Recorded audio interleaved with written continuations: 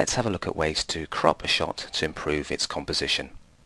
When you're on location, there's so many decisions to be made. Do I zoom in to get a close-up of the tree and make it nice and strong in the image, or do I place it in context by zooming out? And there's also a tilted horizon here, which I could have really tilted the camera to compensate for, but I didn't. So there's lots of little tricks and techniques that we can use to improve composition after we've taken the shot. And we'll do that by using the crop tool.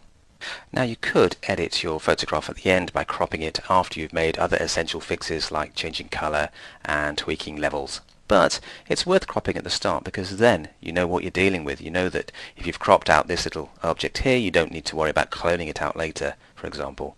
So cropping at the start is a sensible thing to do. So to crop our shot, we go to the toolbar and you'll find the crop tool sitting in this compartment here. So click on that, or if you want to use a keyboard shortcut, you can see that C is the shortcut to activate the crop tool. Then when you click and drag, you can choose the area you want to keep, and when you let go, the grey area is the area that's going to be lost.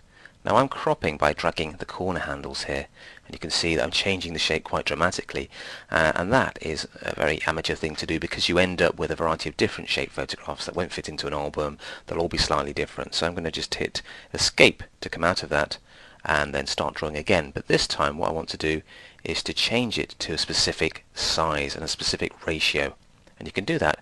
Instead of having no restriction, we can go to 5 by 7 inches, and now when I click and drag, it won't change the proportions of the shot, just the size. So now I have a 5 by 7 inch shot wherever I happen to position my cursor, like so. So I can't squash or stretch the image and create very unusual shaped shots. It's all based on a 5 inch by 7 inch sized picture. And you can fine tune this at any time just by dragging a corner handle out like so. So I'm just taking it to the edge of the lake there and just bringing that out a little bit here as well.